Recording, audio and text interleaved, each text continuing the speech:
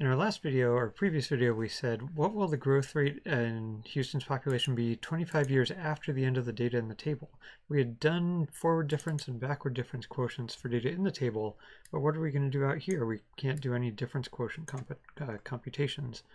One thing we can do is fit a function to the data we have. That's called a trend line in Excel. So I'm going to right click on one of these dots. This is not a required skill for our class, but it sure is a handy skill.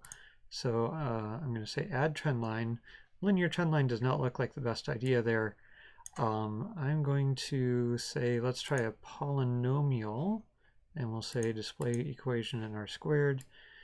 And that seems to underestimate what's going on in the most recent data point. It has a weird curve back here, so I don't really like that. Let's go, let's change the order of the polynomial to maybe cubic. That's a little better, but it's got a weird little wiggle over here. I'm going to recolor that one. It's a polynomial, so I'm going to color it purple, because purple and polynomial both start with the letter P. What other kind of trend line could we add to this? You can have more than one trend line on a graph in Excel. In Google Sheets, you can only have one. Well, everyone knows that populations grow exponentially, right? So let me add an exponential trend line and show its equation in R squared.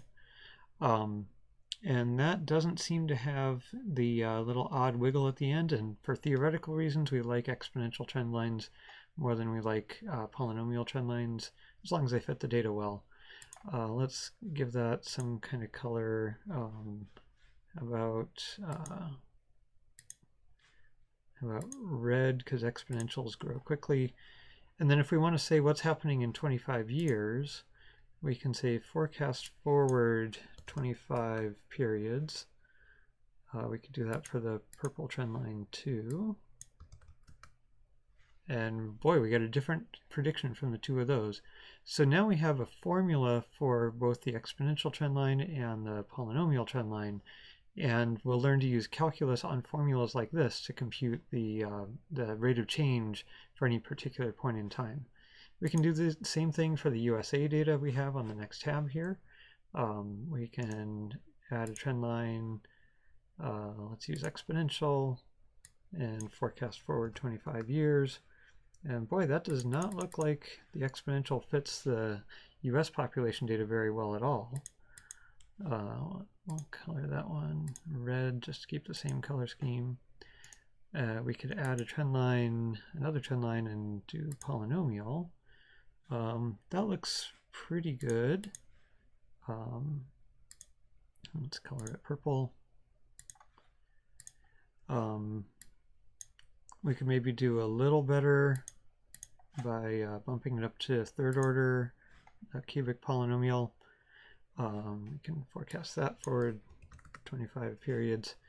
When you're using high order polynomials like cubic and higher, it's good to think about how much you trust them. Maybe try playing with the order and see if things change too much. And if they change a lot, then you really shouldn't trust it.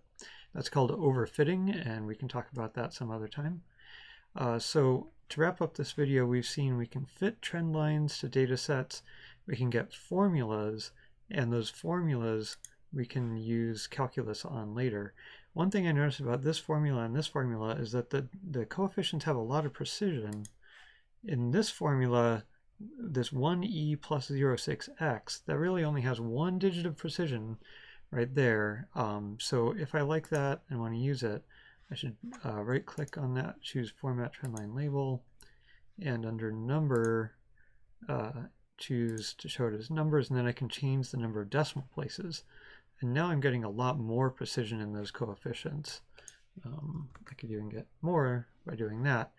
And that makes the numbers much more trustworthy, much better than just having one digit of precision.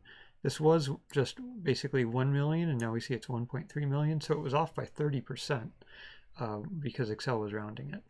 Again, trend lines are not a skill you are required to have for this class, although they might come in handy in the final project, for example.